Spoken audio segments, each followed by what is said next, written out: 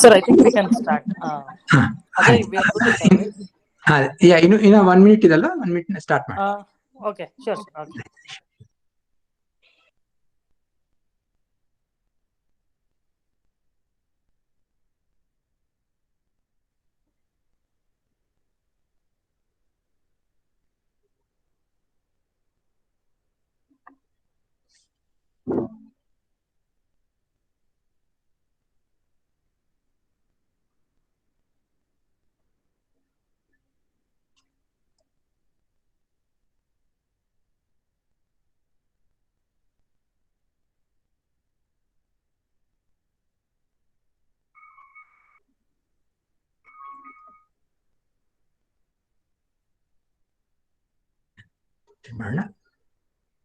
हरि ओम श्री गुरुभ्यो नमः. अभ्रमं भंगरहितं अजडं विमलं सदा आनन्दतीर्थमतुलं भजे तापत्रयापहं मिथ्या सिद्धान्त दुध्वान्त विध्वंसिन विचक्षणः जयतीर्थायकतनिर्भासतां नो हृदम्बरे अर्थिकलिप्तकल्पोऽयं प्रत्यर्थिगजकेसरी व्यासतीर्थ गुरुर्भूयात् अस्मदिष्टात् सिद्धये तपोविद्याविरक्त्यादि सद्गुणोगाकरानहं वादिराजगुरून् वन्दे हैग्रीवदाश्रयान् पूज्य राघवेन्द्राय सत्यधर्मरताय च भजतां कल्पवृक्षाय नमतां कामधेनवे दुर्वादिध्वान्तरवये वैष्णवेन्दीवरेन्दवे श्रीराघवेन्द्र गुरवे नमो अत्यन्तदयाळवे आपादमौलिपर्यन्तं गुरूणामाक्तिं स्मरेत् तेन विघ्नाः प्रणश्यन्ति सिद्ध्यन्ति मनोरथाः. हरिः ओं श्रीगुरुभ्यो नमः. After bowing down to His Holiness Shri Vidyashri Shri Padangalawaru, we will continue our Gita session for life today. So in the last class, we were looking at the Mahavakya. But why is the so-called Mahavakyas, which are actually not even mentioned anywhere as Mahavakyas, why kind of a Jiva Brahma Abheda is talked about, and why are we talking about in Gita? In the current context of Gita, Arjuna is there ready to fight the war. And for us, in our daily day-to-day life as well, why are we so much enamored or worried about this Abhedavakyas and Bhedavakyas? Why is that so relevant for us? Because in that sloka, we're talking about Antavanta Medeha Nityasya Yukta Sharinaha. So there, Krishna is saying, Tasmad Yidhyasva Bharata. For that reason, take part in the war, participate in the war. So what is for that reason means we have to do whatever, whether it's a war or whether it's a daily life or any activity that we perform, we have to perform with Isha Dasa Bhava. That means Paramatma is the controller, and by offering our karmas to Paramatma, we will be freed from the bondage of the karma. So the karma bandhana and karma vimochana is relevant every second of our life. So it is very, very necessary for us to have the right understanding and then participate in the life. So in this context, what happened was, for whatever reasons, the Advaita Siddhanta took certain Vakyas from Upanishads and interpreted them to mean that Jiva and Paramatma are the same. There is no difference between them. They defined whatever Vakyas are there in Upanishads which talk about Jiva Brahma Aikya or Jiva Brahma Abheda, or non-difference between the individual soul and the supreme soul. Whichever sentences are there, they are called as Mahavakyas, and all the others are either Anuvadakas or supporting statements or Purvapaksha statements, or we have to take them as subordinate to these Mahavakyas. Mahavakyas are the main purport of the Upanishad teaching. So with this understanding, that they talked about the non-difference between Jivatma and Paramatma. But the biggest blunder that they are making is just to say that selective statements are right and the rest are all not right is, first of all, not a correct approach. And secondly, further, even the selective statements that they have taken without heeding the context, without giving any importance to the context, and also without taking the full sentence. They have taken partial sentence, and then they have said, okay, this is what Jiva, Brahma, Abheda is mentioned here. Like mainly two statements they go by. Atma Tattvam, Tattvamasi, they say. Not, they don't even say the before and after anything. They say Tattvamasi, and then Aham Brahmasmi, that thou art, and I am the Supreme Brahman. So these are the statements that they take, and these are partial sentences. It's not even complete sentences. As we saw in that one, Sa Atma Tattvamasi Svetaketo. So here the Upanishad Vakya says, Sa Atma Tattvamasi. So what does Sa Atma means? Sararupa, Satyarupa, Paramatma. Atma, Shabda itself has to be properly defined. Like, Acharya Bhasha, he quotes actually, says, Paranandatvatah Satya Atma Purna Gunatvatah Satyato Nasi Tattvam Hi Mabhut Te Stabdhadatah Asuraha Stabdhatam Yata Brahmahamiti Mayinaha Asatyam Jagadityahu Siddhoham Balavaniti Anishwaram Jagat Prahuhu Apratishtam Tataivasa. So there Jagat Prahuhu or Jagat Cha Ahuhu, Jagat Cha Ahuhu or Jagat Prahuhu. Two parts, but both are convey the same meaning. Jagat, what they say is, this is the Paramatma is called Sat, Saha, Sa Atma Tattvamasi. Sa means not that he is Atma and I am that Atma or you are that Atma. None of that is mentioned, meant here. Here what it meant is, Sa is Satya Rupatva. So Para Anandatvatah Satya Atma Purna Gunatvatah. So Sat is also called Sat or Saha. All these are mentioned as Paramatma, and that Paramatma is all supreme, and he has the supreme bliss. So Para Ananda. His Ananda is Para. Also, that means no one else has that amount of Ananda. The infinite bliss is there only for Paramatma. All others have finite amount of bliss. So the infinite amount of bliss, that infiniteness comes from Swatantra Gunatva also. So the Purnatva is there only with Paramatma. So this Para Anandatva, and that's why he's called Atma Purna Gunatvatah. So Atma, how Atma Purna Gunatvatah? Atma, Ta is Tata, Vyapta, A means Samantat, Purnatah, and Ma Miyate, Jnana Swarupa. So that's why he is called Atma. So Atma Tattvam Yathatmyam. So that Pratyaksha Swarupa Bhagavanta is Yathatha, it is real and is complete, is infinite. And Satyataha Nasi Tattvam Hi Mabhutte Stabdata Tataha. If you say that you are that Atma, you will be, doing is the biggest harm to yourself. So never assume that you are Paramatma. So he says, what happens is, if people, there it also says, Asuraha Stabdatam Yata Brahmaha Vidi Malinaha, only is Asurika Swabhava, people who have this demonic mentality, because like we hear that Hiranyakashipu did that, and Vena Maharaja, all these, they said, I am the Brahman. So this kind of approach they have taken. So there, that's why it says, the Pramana Vakya says, Asuraha Stabdatam means they got into, they got destroyed. They eventually got destroyed, and they were stupefied, and they got into biggest downward fall, because they said, Brahma Aham iti maninaha. They said, I am Brahman. With that approach they went, and they said, Asatyam Jagat iti ahuhu. They called this whole universe is false, and Siddhaha Aham Balavan iti.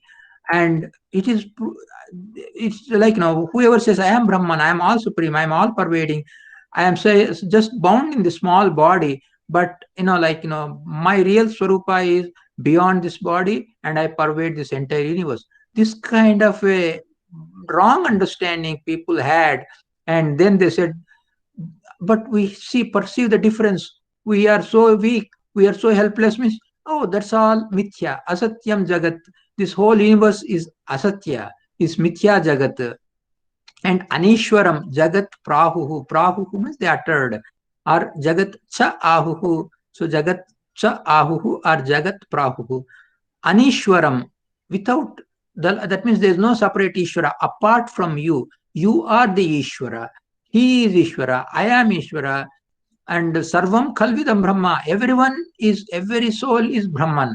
And there is no separate Brahman. There is no Brahman or Ishvara apart from you. So in that way is Anishvara. So atheists, they say there is no God at all. And this Aham Brahmasmi, it's a kind of saying, you are God. That means there is no God apart from you. So this is a wrong approach, and that is self-destructive, and there's a wrong thing to do. So Aniswaram Jagat Prabhu Apratishtam Tathaivacha.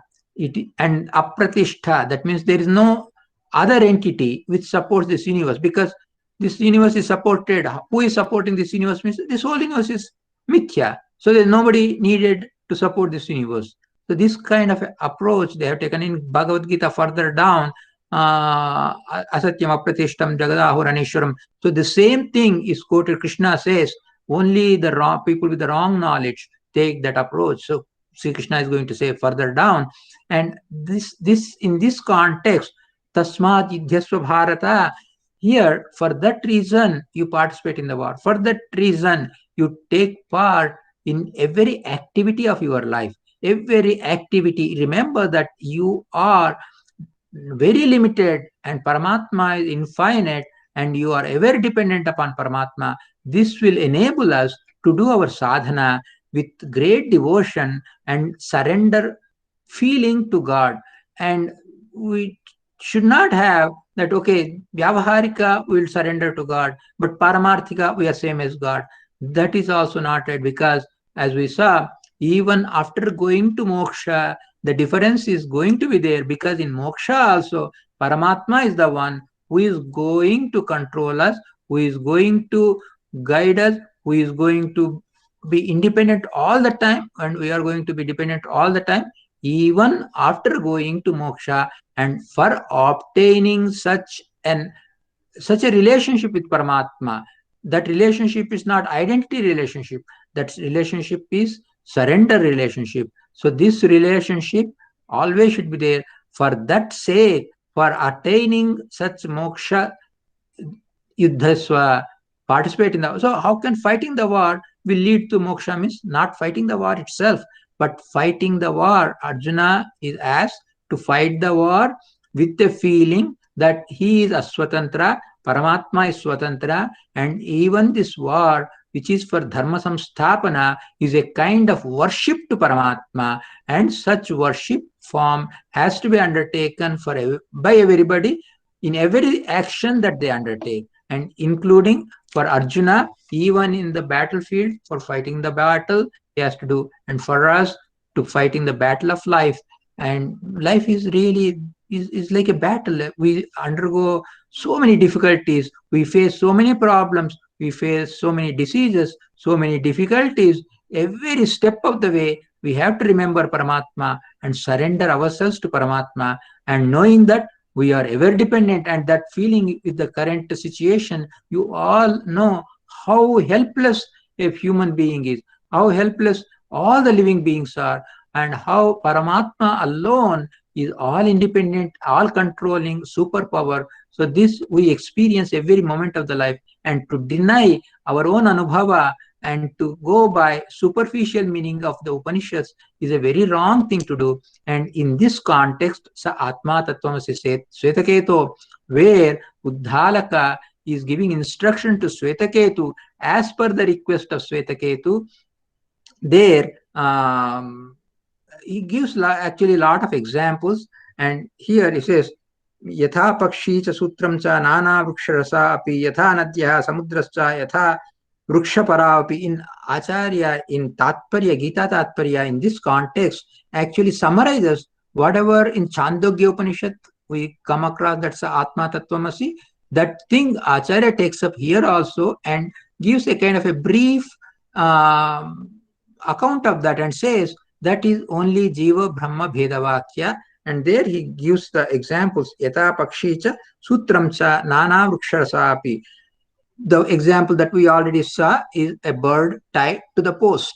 There, the bird is different, the rope is different, the post or the supporting stem is different, and the dependency of the bird is different. And the invisible Paramatma who has tied the bird to the post, he is different. He is all controlling force and he pervades inside the bird also. He is the one who is the supporting pillar. He pervades in the bird, he pervades in the rope, he pervades everywhere in the space that surrounds. Everywhere he is pervading, he controls everything. So that can be understood by each and every example that he gives. And the next examples gives is Nana Vruksharasapi api. That means from several plants, and what happens is the honeybees, they collect honey from different flowers of rain, and the honey is taken up, and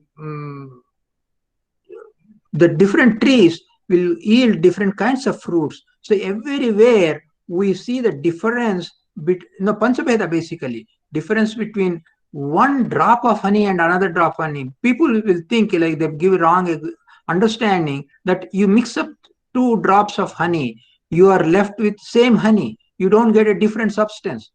But even in that case, you join 2 drops, it becomes 2 drops, 1 drop and another drop of honey, you mix it, the parimana vruddhi, there is an increase in the volume. So jadapadarthas also, when you can merge jadapadarthas together, but chetanas you cannot merge. You cannot merge one chetana with another chetana. They have their own independent existence. Independent doesn't mean not dependent upon. Independent means like separate. We use the word separate. Separate means they have their own locus. They have their own existence. They have their own awareness, their own experience, which is of course dependent upon Paramatma. But the word separate has 2 different meanings. One, A is separate from B means A has its own existence, B has its own existence. Suppose we say A or cannot be separated, that means they cannot be put apart, they cannot be separated, means they are together all the time. So for us and Paramatma, we are separate, we are not separate. We can use both the way the word, but it gives different meanings or with different meanings. When we say we are separate from Paramatma means we are not same as Paramatma, we are different from Paramatma. That way we are separate. But we cannot exist without Paramatma. We are not separate from Paramatma. Paramatma is not separate from us. He is always together. We are always together. Togetherness is always there. So that way we are not separate. So the same word separate can be used in 2 different senses. Same way in case of Jivatma and Paramatma, we say we are bhinna, we are different. Jivatma, Paramatma, the Bheda is there. But we are not swatantras, we are paratantras, and we are ever dependent.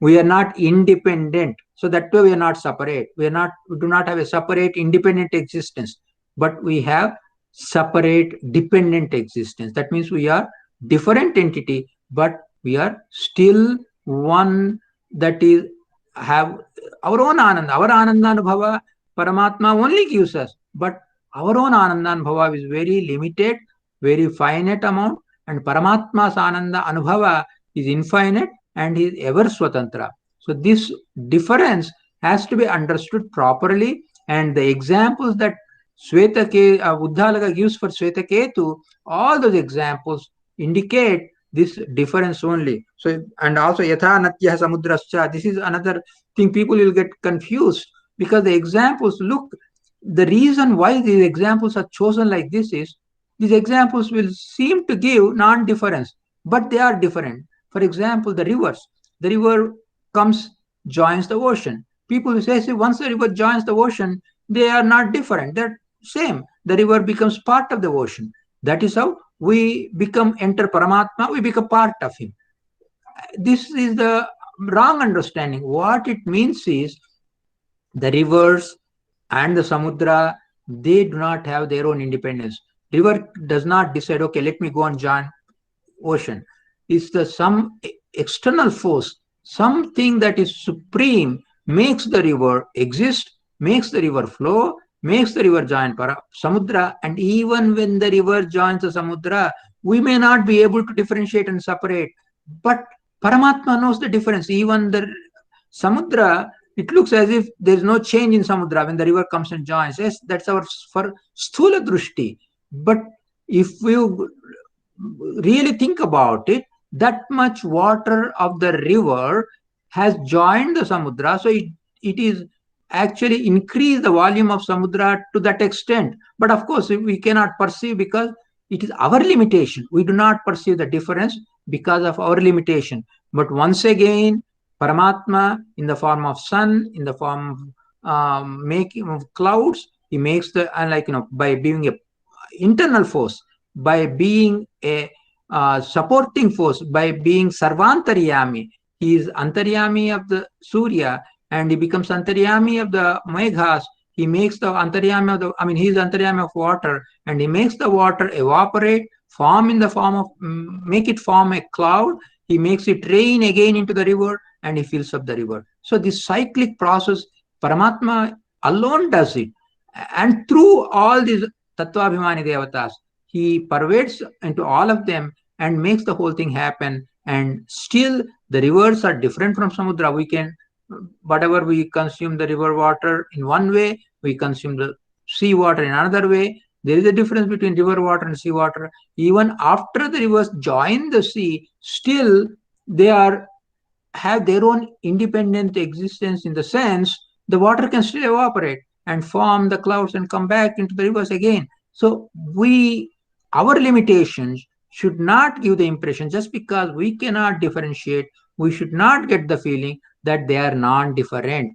The reason these examples are given is to indicate that in case of Jadapadarthas, it looks as if something merged into Jadapadarthas. You can join two Jadapadarthas together, merge them. But when it comes to Chetanas, you cannot merge them. So the Nadi Abhimani Devata is different from Samudra Abhimani Devata. Even after the river joins the Samudra, the Abhimani Devatas are still different. The Nadi Abhimani Devata does not get merged into Samudra Abhimani Devata. So the merging process does not happen at Chetana level. Jadas, you can merge together, because again, you can separate them again also. And Paramatma knows how to separate. We may not know how to separate. Paramatma knows how to separate. So this understanding has to be there. Each and every example that is given here speaks about Jivatma and Paramatma Bheda. So that we have to be very, very aware of that. And before I continue further, I forgot to mention in the beginning, there was a question about akarma, vikarma, and karma, or sukarma, satkarma. So what are these? Because of course, I want to give briefly here. We are going to discuss in a detailed fashion when we come to that sloka where Krishna explains bodhavyam cha akarmanaha, bodhavyam cha vikarmanaha. So akarma, vikarma, karma, how we have to understand, and Bhashya and Tatparya Acharya gives different kind of meanings. That we talk about. But briefly, what is the karma, akarma, vikarma? How should we differentiate in our daily life, and how they are binding us, or how we have to understand them? So this question was asked last time, so I'll briefly talk about that. And karma or sukarma, satkarma is a good action. So the karmas can be broadly, like karma division can be done in multiple ways. One way of division is like prarabdha, sanchita, agami. That's one kind of a division of karma. Another way of division of a karma is satkarma, karma or satkarma, good action, and akarma is non-action or inaction, and vikarma is bad action or wrong action, evil action, that which is not prescribed, nishedha. Nishedha are basically an evil action. That is vikarma. Vikarma is evil action or bad action. Satkarma or karma or satkarma is good action, and akarma is inaction. But Krishna, in that same context, he says, Nakaschit kshanamapi jatu tishtyati akarma kruta. He says, a person cannot be there without doing an action, even for a moment. So, in that context, it looks as if akarma is not at all possible. Then, akarma is talked about. So, what is the difference? Because we have to look at these terms always based upon the context. When Krishna said, Na kaschit kshanamapi jatu tishtati akarma krutu, akarma stage cannot happen. Everybody does some, even when we are sleeping, even when we are in coma, we are breathing. So, the breathing action is happening all the time. So, everyone performs actions at all times as long as Jiva exists. Jiva is performing some action. So the action, karma is always happens. So akarma does not happen. So what is the akarma is talked about? Here, when the division is done as karma, akarma, and vikarma, their akarma is not complete absence of action, but when we talk about a good action and a bad action, in that context, not doing that particular good action and that particular bad action is akarma. For example, let us take some example. Sandhya Vandana. Doing Sandhya Vandana is a good karma, sat karma. Suppose somebody is doing Sandhya Vandana, ask me, hey, why are you doing all this? It's all waste. Don't do it. And you make that person not do it. So you are you are doing a nishiddha, a wrong action, a papa karma. So that vikarma leads to sin, papa. And sat karma or sandhya there, doing sandhya vandana is sat karma. And spoiling someone else's sandhya vandana is vikarma, and not doing anything is akarma. That's also a papa karma. So akarma here does not mean not doing anything at all, because breathing we are doing, walking and going, everything doing, not doing sandhya at all. That will become akarma. So contextually, here akarma does not mean total absence of action, but contextually not doing a particular action. So there, that akarma, that means not doing a vidhi, not doing a nishida, and like just saying, okay, I don't want to do sandhya vandana, I won't spoil someone else, I won't ask someone else to stop doing sandhya, but I won't do myself also, and I just remain without doing anything. But he will be doing all other activities. So here akarma is mentioned by refraining from action. That is also a wrong, because when some action is prescribed, we have to do that action. So karma is satkarma, and vikarma is evil karma, and satkarma leads to punya, vikarma leads to papa, and akarma leads to also papa. And even in satkarma, what we have to do is we have to do the karma with nishkama. So we say nishkama karma, nivrutta karma. So which is part of satkarma. That means even when we suppose we do sandhya vandana, okay, I'm doing sandhya vandana, oh God, because I'm doing sandhya vandana, do me this favor, that favor. If we ask for that part, doing sandhya vandana part is correct, but asking a reward for doing sandhya vandana, that is incorrect. That means within an action, you may have two parts. The part that is good, that brings you punya, and a part that is prohibited or not good, that becomes bandhaka. It may give a papa, or it may be bandhaka, it may bind you. So that is also, that means doing a kamana, where, but then people will get another doubt. Okay, I have a lot of problems, difficulties. I pray, Paramatma, oh God, I have all these difficulties, help me. We pray that. So is that wrong? It is not wrong, but it is bandhaka. So we do it because we are helpless. We do that. But God, He knows our predicaments. So it is a natural reaction. We say, oh God, I am in difficulties, please help me. But the purpose of this is Sharira Madhya Khalu Dharma Sadhanam.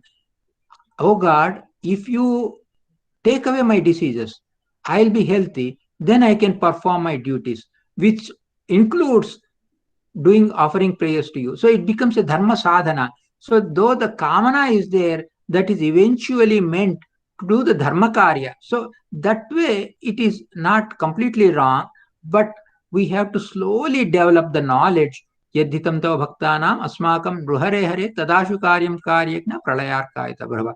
So God knows what is good for us, what is bad for us. He knows how our karma account, as per our karma he gives us. So it may be natural reaction for us to ask something from God, but eventually we have to develop this nishkama karma lakshana, which is, oh God, what is the meaning of my asking for you? As if you don't know, and as if I only know my difficulties. I am asking you. How foolish of me. This understanding has to come, but of course it slowly comes. It may not come in overnight, but slowly we develop that mature feeling, and there we develop a thinking process where we realize that Paramatma is all-knowing, omniscient, Sarvagnya, so he knows what is my situation, and he will definitely help me out if I really deserve it. So I will, and if the difficulties come to me, I offer God these prayers, saying that, oh God, give me the strength to bear the difficulties. All that we have to do is ask God to do something is not right. What we should ask God is, oh God, give me the knowledge to understand that you are all knowing, and that I know from the back of my mind, but I don't apply it. Give me the knowledge to apply it so that I won't ask you anything. This knowledge, the what we call parakashta, the maturity, ultimate paripakvata, we call that paripakva feeling. Oh God, grant me that jnana, that shuddha jnana, that pure knowledge, grant me that knowledge. So this is what we have to ask God. And asking God for God himself or godly things, it is also considered nishkama. Suppose we do something for obtaining moksha. Hey, we are asking for moksha. That's also a kamana. Is it not? Yes, but that is still considered a nishkama. That means asking anything God related. Mokshananda is also considered as a nishkama, and this kind of a nishkama karma along with the jnana becomes a nivruta karma, which burns not only that particular action, the effect, the bondage of that action, it will also free us from the bondage of other actions, all our previous karmas. It will slowly free us one by one. The bandhana, the tied ropes are removed one by one when we perform this nivrutta karma. So this nishkama or nivrutta karma is nothing but nishkama karma done with the proper knowledge becomes a nivrutta karma. This is part of the sat karma. So karma or sat karma is a good action which includes the nishkama nivrutta karmas, and vikarma is the evil action which is papa kara, also which is bandhana kara, which puts us in the bondage. And akarma is not engaging in an action with reference to a particular action code. That is akarma. And complete akarma is not possible. Totally not doing anything is not possible. But when the division is done as karma, akarma, vikarma, the akarma is a contextual akarma. So akarma, if we say absolute akarma, that means not doing anything at all, that is not possible. But akarma with respect to some action, it says that not doing that particular action is akarma, and that is also when a good action is meant, and there not doing a good action is also a bandhaka, and that also is to be avoided. Always trying to do the vidhis and trying to avoid the nishedhas is what is prescribed in shastras, and this we have to do with proper understanding and knowledge which we acquire through the scriptures. And the scriptures are meant like, we have to constantly increase our eagerness to learn about these scriptural aspects, and this is how we should conduct our lives. So this is what is mentioned, and in that regard, here this Tattvamasi principle also we have to understand that this is meant to have the proper understanding of God, which is Jivatma Paramatma Bheda Jnana, and through that Isha Dasa Bhava. So Lord is the all-controller Isha, and we are all his dasas. This understanding has to be there. And actually, there are a lot of other examples also given. in this context of Atma Tattvamasi, 9 examples are given. So we have covered only like couple of examples so far, and we are going to talk about other examples and see how each one of those examples actually establishes difference, Bheda, between Jivatma and Paramatma. And with that understanding, I'll just pass this for today. Sri Krishna Arpanamastu. कायेन वाचा मनसेन्द्रियैर्वा बुद्ध्यात्मना वा अनुसुस्वभावं करोमि इति सकलं परस्मै नारायणाय समर्पयामि. If any questions are there, please feel free to ask. Sri Krishna Arpanamastu. Hare Srinivasa. Good. May I ask you a question, sir? I'm Mohan Katti. Yeah. Sir, I'm regarding Jada Jada Bheda. Yeah. See, sir, Mahabharata is a text. Yeah. Okay. In the Mahabharata, we have got Vishnu Sahasranama, Bhagavad Gita. Whether it is different or one. Both are Jada, you know. Yeah. Yes. So my question is, whether they are different, Bheda is there or Abheda? Jada Jada Bheda. Yeah. Maybe it may look as this one, because I am your old friends where I had asked about the Vittala Nama in Vishnu Sahasranama. Nobody put that. About more than 6 months back in Putike Mata, I had come and asked why Vittala Nama is not there in Vishnu Sahasranama. I don't know whether you remember me or not. Yeah. I remember in Putike Mata, Govardhana Krishna, right? There. Exactly, sir. I am Mohan Katti. Anyway, this sometimes such questions arise in my mind. Maybe please try. Yeah, sure. Yeah, that's a good question. See, the thing is there difference between Vishnu, even from one Vishnu Nama to another Vishnu Nama? We don't even have to talk about Vishnu Sahasranama and another scripture. Even Vishnu Sahasranama, between one Nama and another Nama, is there difference or not? The difference is there when you talk about difference or non-difference. The difference is there in the terms of aksharas. The aksharas are different. One akshara, varna, is different from another varna. But the pratipadya devata, Paramatma, Swarupa, like for example, Vishwam, Vishnu. 2 names. Is there a difference between Vishwa and Vishnu? The Shabda difference, Shabda Bheda is there. That means the Vishwa Shabda is different from Vishnu Shabda.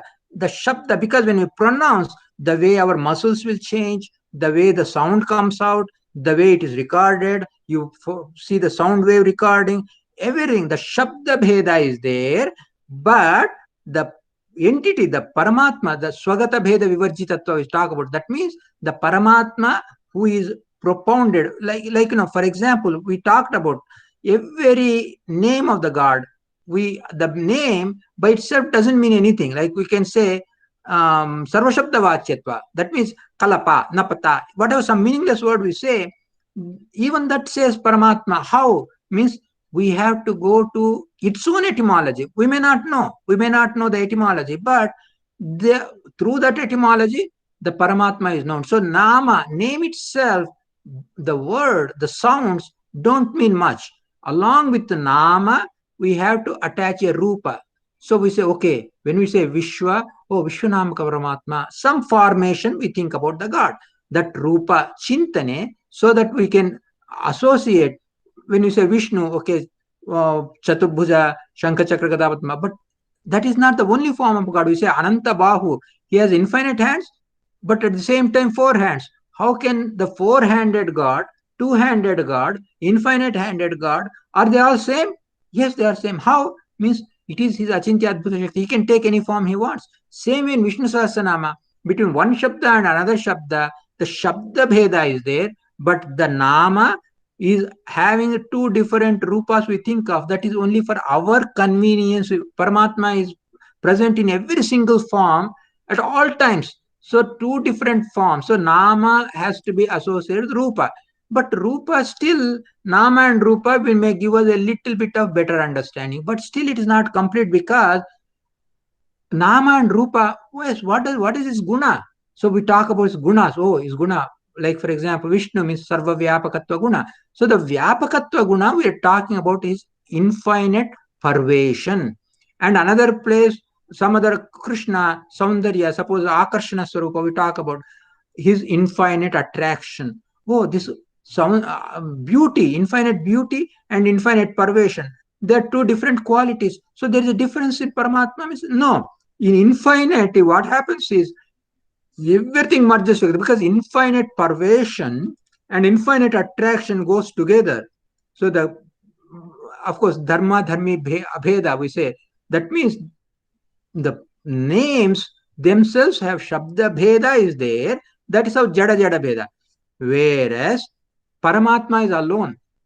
Jivas are many, Jadas are many, Paramatma is alone. So Paramatma Rupa in each Shabda, Paramatma Rupa as propounded by each Shabda is same. There is no difference between Vishwarupa Paramatma and Vishnu Rupa Paramatma, Sri Krishna and Vishnu, Sri Rama and Sri Krishna. There is no difference. But still, as Rama only, he killed Ravana. Krishna did not kill Ravana. Rama did not kill Kamsa. So they're different. Means that's where Acharya comes to our rescue. He says Vishesha. That means there is no Bheda, of course, but Kriya, he performed different actions with different forms. So in Vishnu Sahasranama also, two different names means that there is no difference between the names. People will say there is a difference between the names. People say, is there a difference or not? Difference is there as far as the Shabda is concerned. The two Shabdas are different. That is Jada Jada Bheda. Chetana, the Paramatma propounded by one Vishnu Nama and the Paramatma propounded by another Vishnu Nama, that Paramatma, that is Paramachetana, he is sentient being, he is a Paramashakti, he is infinite.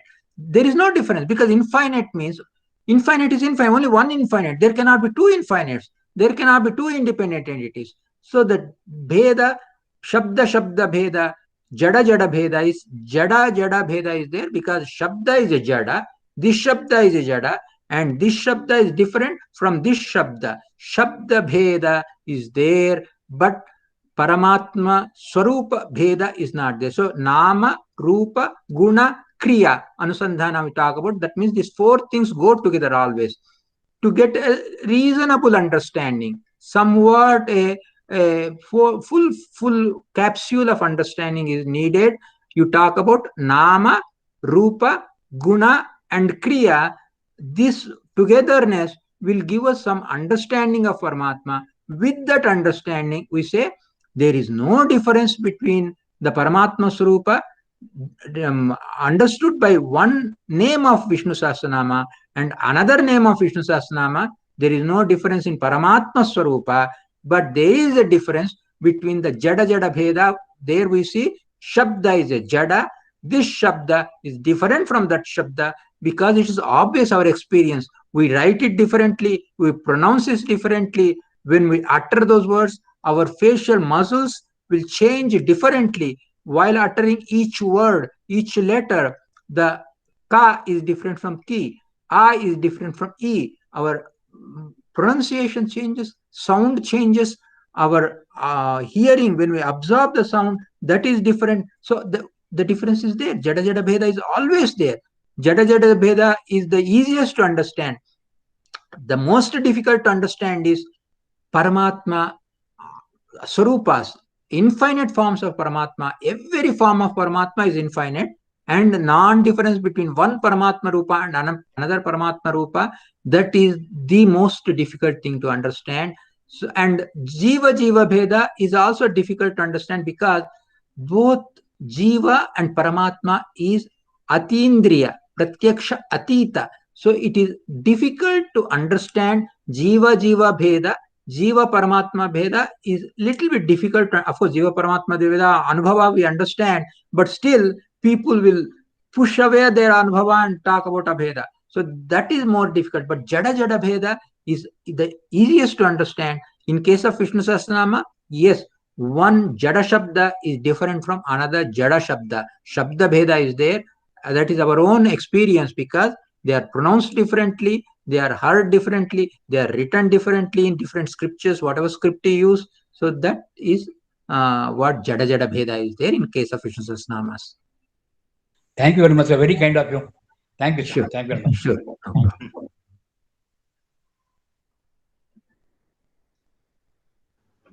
Thank you very much, sir.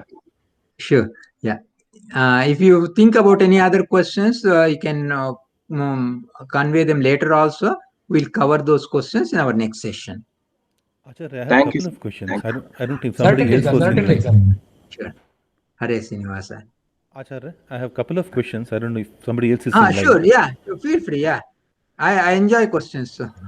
Couple of questions, Acharya. One Sure, is about the Chandogya Upanishad reference that you brought in.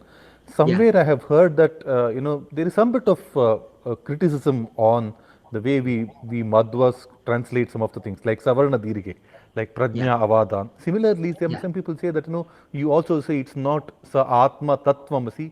We translate it as Sa Atma Atatvamasi. Is that true? Yes. Is that true that we call it as Sa Atma Atatvamasi? Yes, it is true, and it is also wrongly interpreted because Acharya is such a super being that we know. He says Sa Atma Atatvamasi because contextually that is the right understanding, but he also interprets Sa Atma Tattvamasi without Savarna Dirgha Sandhi. He takes Tattvamasi and gives a beautiful explanation. Saptasu Prathama, God is everything. So even if God is everything, you are God. God are you means there. What it means is you are in God, you are by God, you are from God, you are of God. Sapta, that means 7 vibhaktis.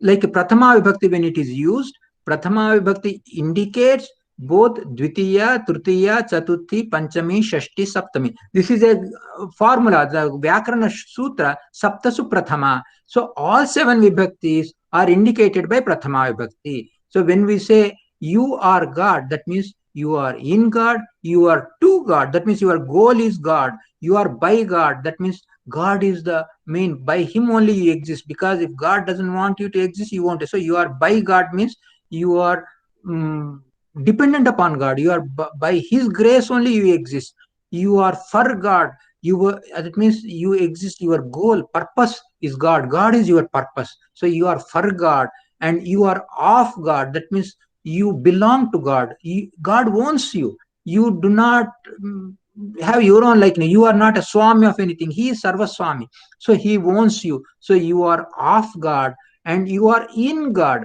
that means you need a support. Suppose you say milk is in a vessel, that means vessel supports the milk, so you are in God, so that all that is indicated, like a Prathama saying you are God, that means you are all these, not that you are same as God.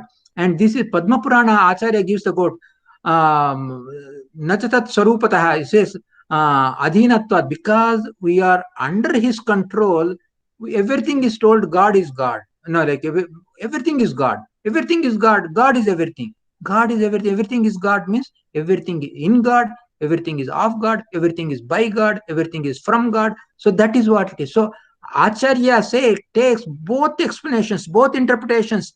Sa Atma Atatvamasi. Acharya explains another reason. He says it is only Atatvamasi. Why? Means Sa is Pumlinga, Atma is Pumlinga. Sa Atma, if you superficial meaning also, if you take superficial meaning, Sa Atma, he is God, he is Atma Namaka Paramatma, and Tat is Napumsakalinga. If they say Tattvamasi, hey, why should say Tattvamasi? You should say Tat Sahattvamasi, not Tattvamasi. Why Tat? Tat is Napumsakalinga.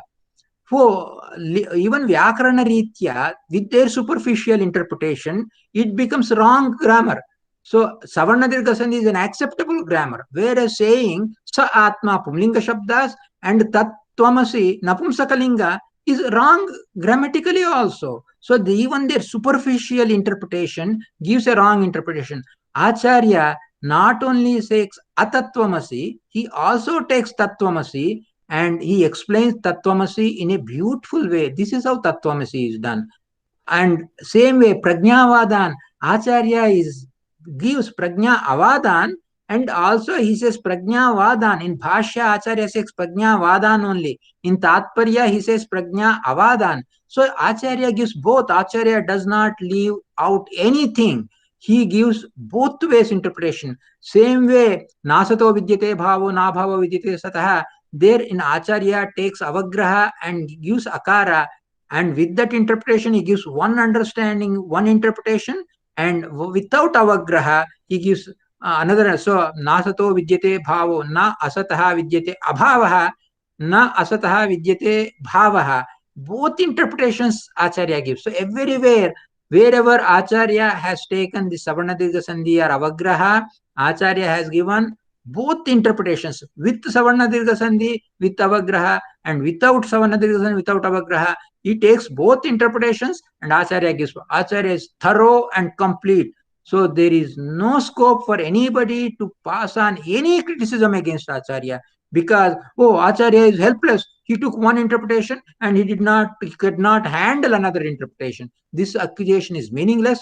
Acharya handled every single way of interpretation and given all the explanations thoroughly, completely, all according to the rules, along with the supporting statements, absolutely perfect, and nobody can even touch or criticize Acharya's position at all.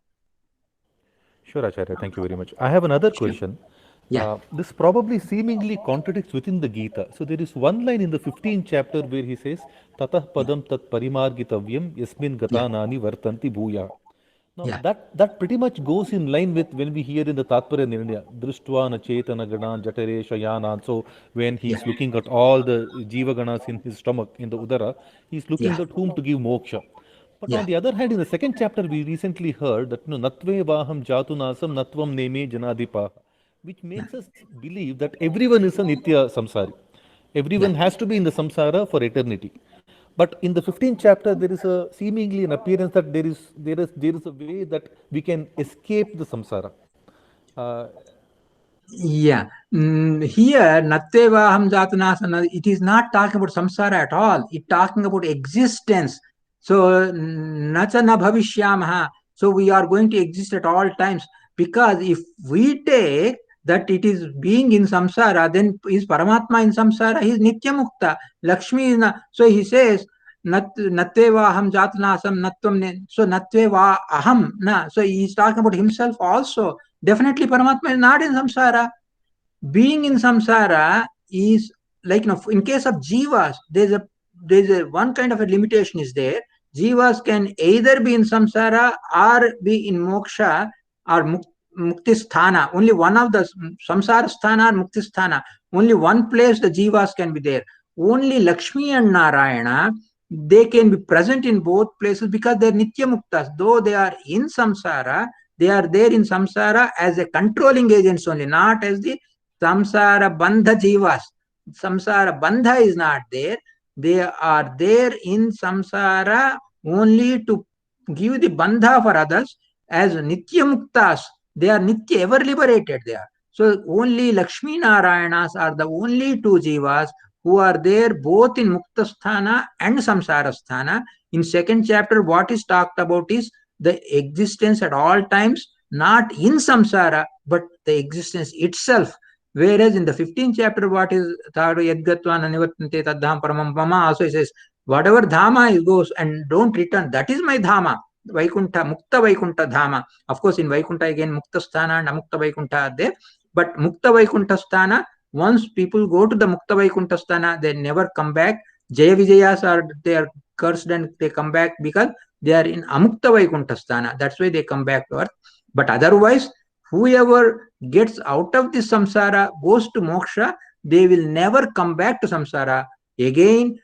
So the what is talked about in 15th chapter is the going to the moksha part, and second chapter what is talked about the existence itself. Even after going to moksha, we exist. That's what is talked about. That in fact, that is the one that completely rules out Advaita Siddhanta. That because if they say Paramarthika Satya, Vyavaharika Satya, when we go to Paramartha, then we are same as Paramatma. That's what Advaita says. But Nachana Bhavishyamaha Sarve Vayam Atapparam. In future also, there is never a time we don't exist. That means the Bheda is eternal. The eternal difference between Jivatma and Paramatma is indicated clearly by Nachana Bhavishyamaha. So the second chapter and 15th chapter are talking about two different things as far as the existence is concerned. So in second chapter is existence itself. This 15th chapter is moksha and amoksha or samsara sthiti, differentiation. Thank you very much, Acharya. This helps. Thank you very much. Yeah, sure. Very You are nice. welcome. Thank you. Thank you very much, sir. Yeah, and any questions are there, feel free to ask, and you can put it post also, or we can ask next time also, whatever you feel. And I always enjoy the questions. Please feel free to ask questions. Very kind of you. Great day, sir. Thank you. Sure. Thank you, sir. Thank you. Thank you so much. Thank you so much. Thank you.